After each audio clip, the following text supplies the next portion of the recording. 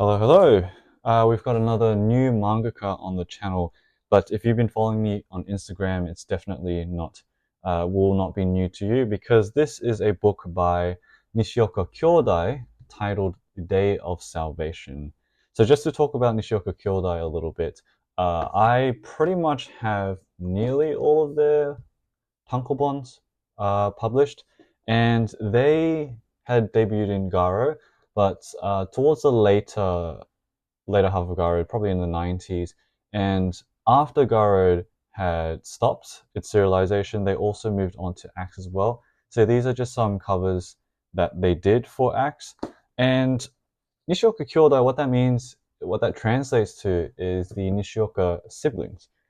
Because this mangaka is actually a duo, a sibling duo. We have Satoshi Nishioka, who is the brother, and he writes all the stories and the content. And you have Chiaki Nishioka, who is the sister who does all of the illustrations for all of their works. So it's been quite a long time actually since they have published anything. I think more than 10 years now. Back in the 90s and the early 2000s, they did tons of stuff. I have like, 6 or 7 of their tankobons. This specific tankobon was published in 2008. And as you can see here, it was serialized in X from volumes 52 to 64. And Nishioka Kyoudai is their, I think their most well-known work would be The Child of God, and they're very much known for their dark, nightmarish stories and art style. And this one, I'll do a little showcase of what the art looks like. But this story here, The Day of Salvation, is actually an anti-war manga.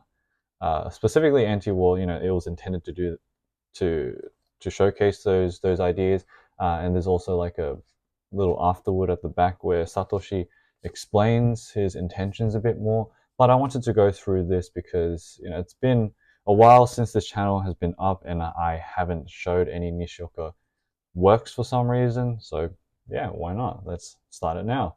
Uh, so the premise of this story starts off with this baby, and a baby is born to a couple, but immediately it is put into the incubator where the mum starts to get like separation anxiety and is very very worried about the baby. But our main character and narrator is the husband. So if you notice, one thing I really love about Nishioka Kyoudai is the way they do facial expressions. It is very much devoid. Like the characters are devoid of any emotions on their face a lot of the time. And just to explain what is happening here, this baby is a bit odd because it does not age. It only grows in size. So for the first 2 years, it's just been growing bigger, but not actually aging.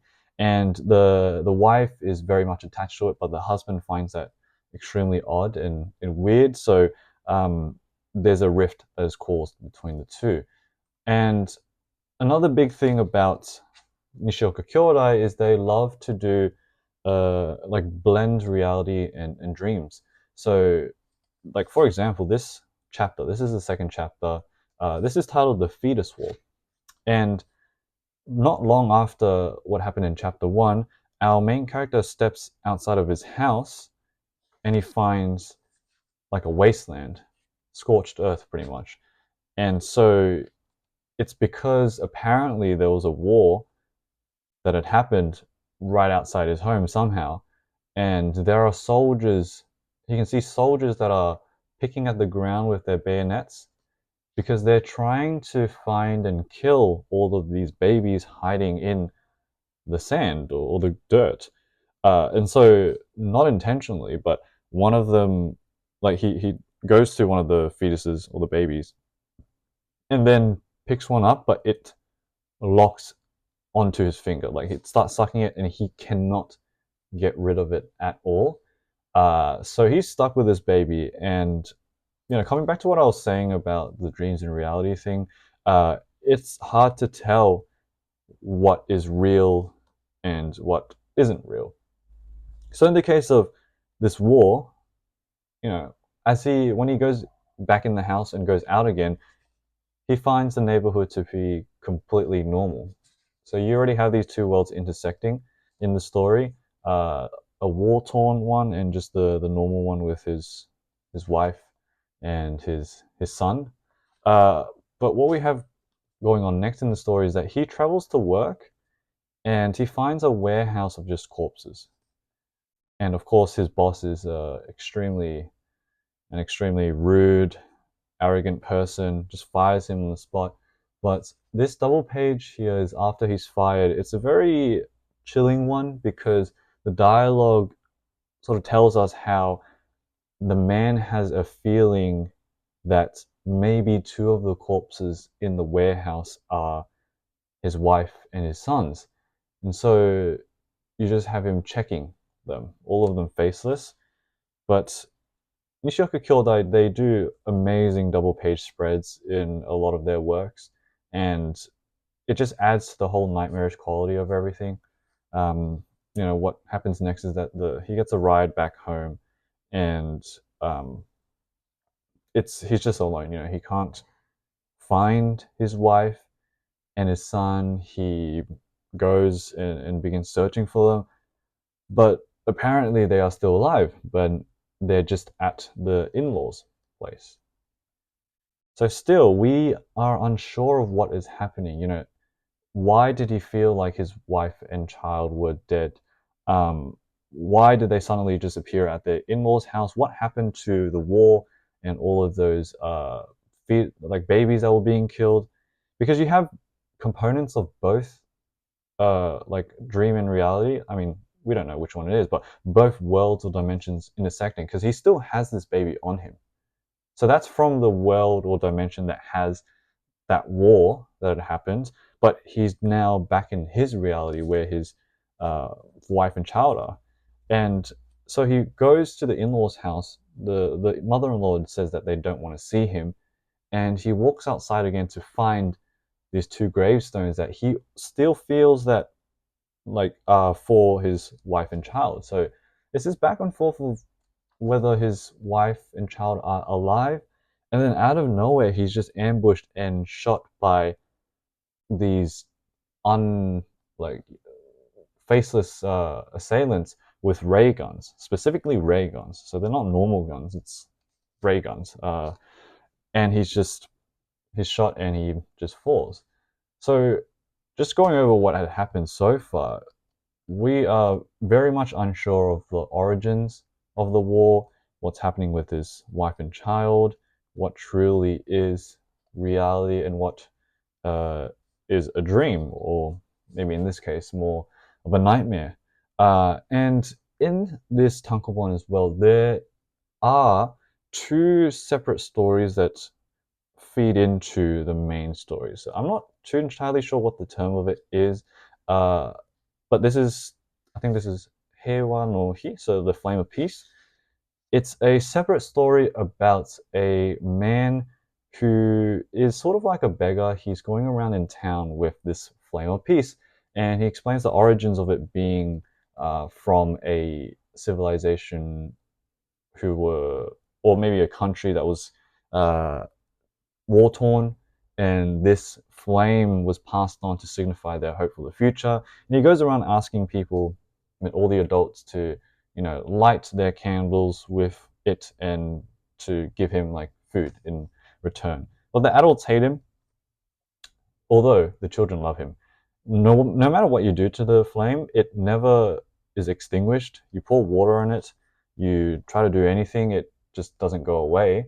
But one day the adults just had enough of him, and they think he's like creepy, that sort of thing. So he is pretty much pushed out of the town. But before he does that, he gives a letter to one of the orphan boys to tell all the children in the town to leave in a certain time in the night, and never look back. And while they are leaving, he burns all of the houses with the flame of peace.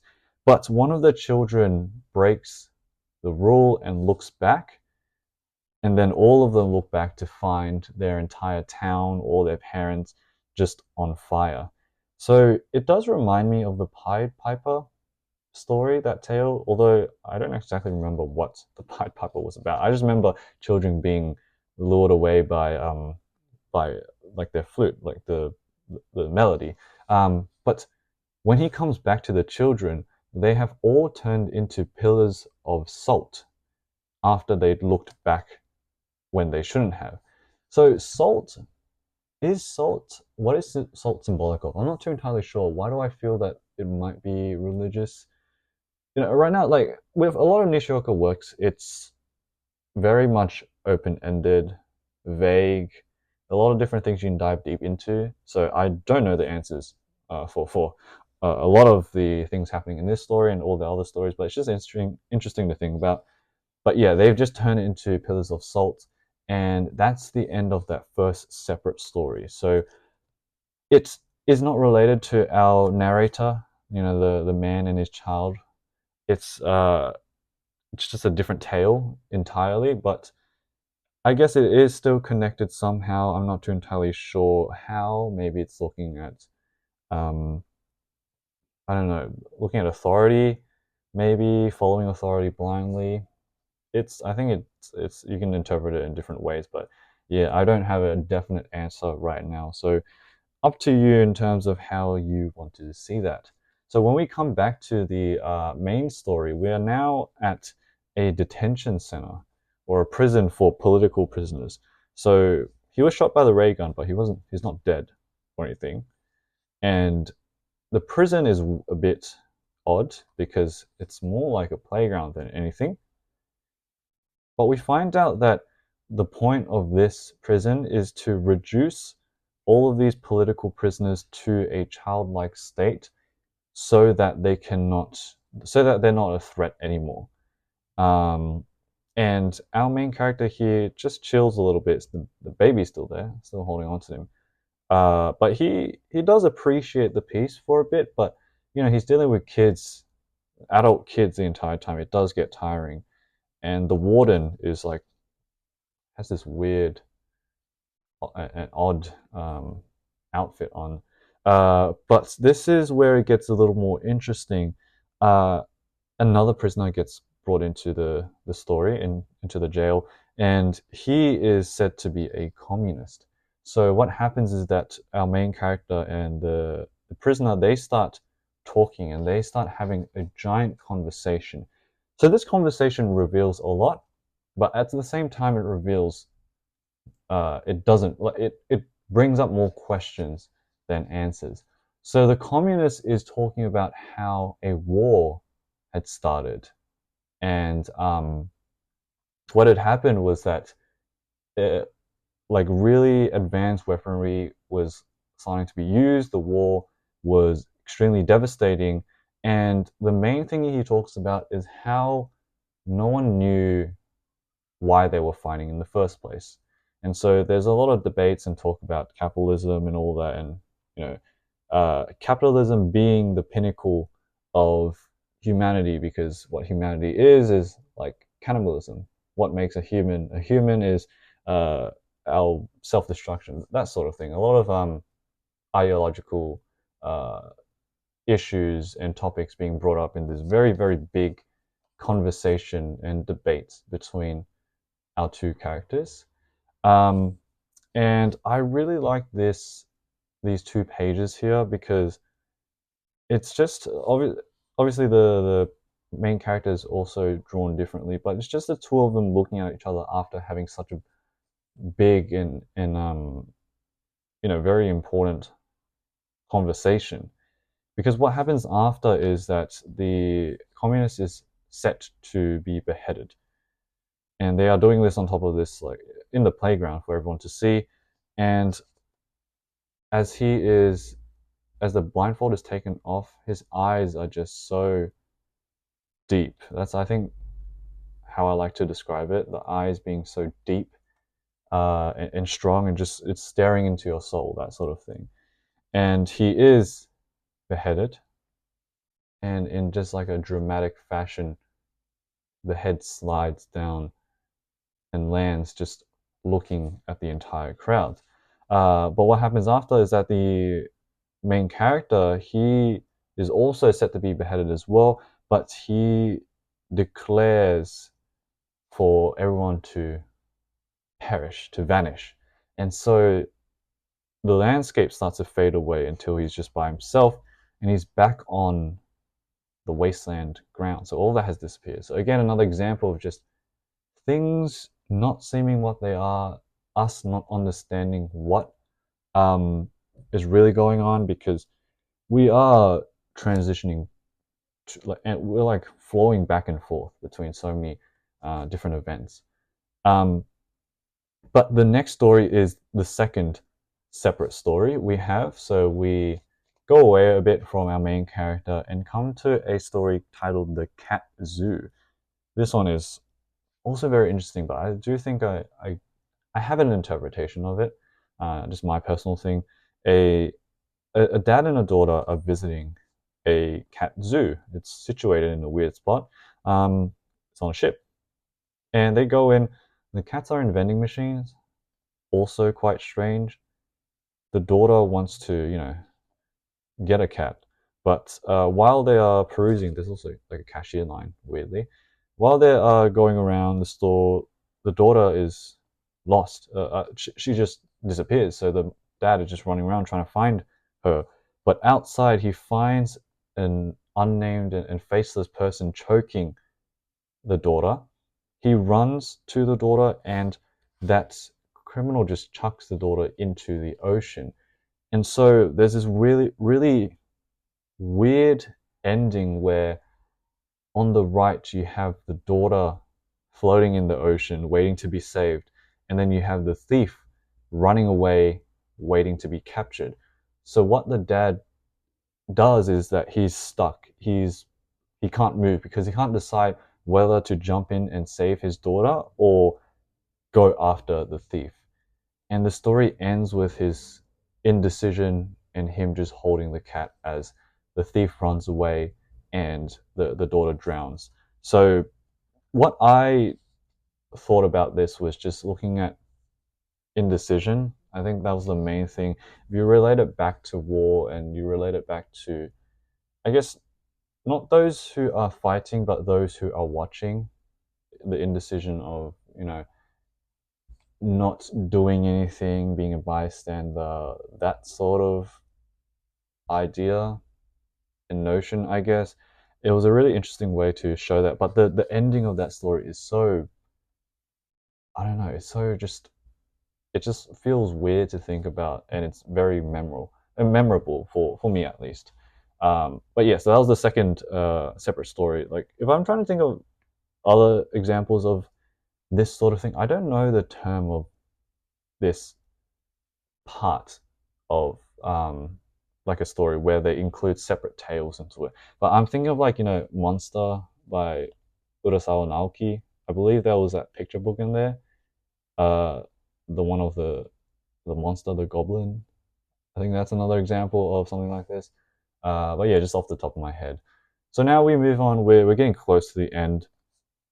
We are back at our original tale, original story, and our protagonist is explaining everything that has happened to this doctor.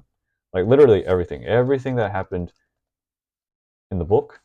But the doctor finds him to be very crazy, so he puts him in this solitary confinement thing for his rehabilitation. This is a very strong page. I love just that sun-like um, light bulb there, and it's just him in a wheelchair. And so he's just by himself there, supposedly recovering. But out of nowhere, a little boy appears, and the boy declares himself to be an angel. But the boy also says that he is also known as a devil as well. So I guess it depends. And what the boy tells him is that God is essentially bored. He never helps out with things, and he just pretty much likes to, I guess, play around, causing all this damage to humanity. So the war happening and all the conflict. And the reason why our main character is alive now is because he protected the baby, which the world needed, so the world protected him back. So very cryptic at the moment, but we continue on. The nurse comes back, and the angel slash devil, who knows, comes to tell him to escape with him. And so they run out into the world. No one bats an eye. And what is, I think, such a strong part or a strong way to convey this, they bump into this like old man in a sack. The angel goes and kicks that old man, and the angel explains that this person right here, this old man, is actually God. Um, and what I think that does is, I think the intention of this is to show that sort of pathetic nature of him. It's portraying God as a like an old beggar in a sack that this angel can just kick around is so unique to me, at least, and it's just showing how useless he is. I don't know. You can interpret it in many different ways. Again, this story is so cryptic sometimes that it's hard for me to understand as well what is happening, but it's such an interesting one. Nishioka Kyoudai, their storytelling and their art style is, I think, perfect. Chiaki's artworks and Satoshi's nightmarish stories, they work so well together. And so while they are walking, we transition into another checkerboard landscape. And the angel tells him to walk forward and not to look back. So he keeps walking and walking in this weird landscape until we get the baby finally detaching itself from the man. And what the baby does is it tells him that the baby explains that itself is the future, or represents the future. And the man, having protected the baby the entire time, is now granted the opportunity to live in this future.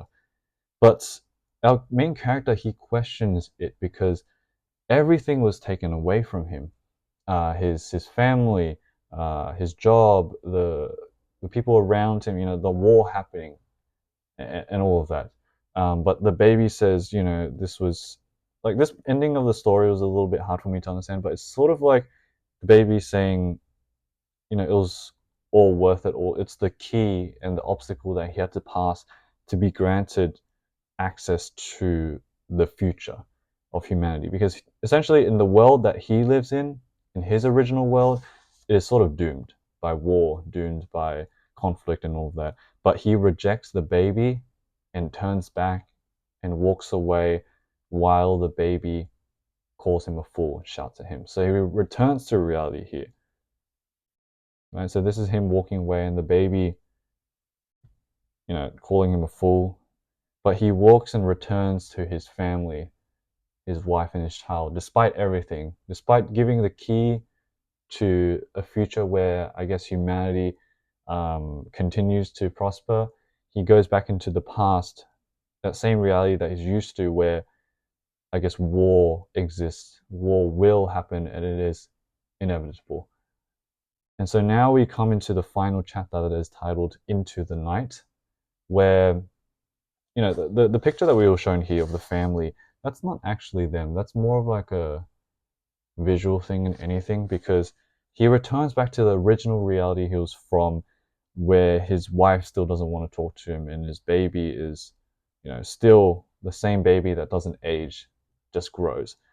And he knows that it's going to be the last time that he sees them again. So I guess he says goodbye to them while they're sleeping, and he prepares to leave and walks into the nothingness of the past and rejects the salvation of the baby that represents the future. And so that is the end of the story. There is an afterword by Satoshi and another sort of critic that's and his opinions on the work. But that was the Day of Salvation. A very, for me at least, there's so many things to consider with this story that it's hard for me to give my definite interpretation of it, especially with the ending as well. So the title of the story is the Day of Salvation, but when we're looking at the baby, it offered salvation to the the main character, but he rejects it. And I'm still thinking about that quite a bit of why he rejects salvation. Is it because he felt betrayed that everything had to be taken away from him to the point where salvation doesn't even seem like salvation anymore? He was just, I guess, abused to the point where salvation was the only thing left for him and it had no value anymore. I don't know. It's a tough one to interpret the ending of this story, but um, this story is the second full length work that the Nishioka Kyoudai have done. But this was a little bit early on. But either way, I think it's such a great story. It's like looking at how Nishioka Kyoudai have blended dreams and reality into the story, looking at the way they've done that with just the amazing art. Like, it's one of a kind. Makes me really love this mangaka duo. But yeah, also on the side, I've just left these here. These are some little like illustration inserts that I've found from some of the Axe issues as well. So Nishioka Kyoudai, they do more one shots than full stories. So a lot of their tankobons are short story collections.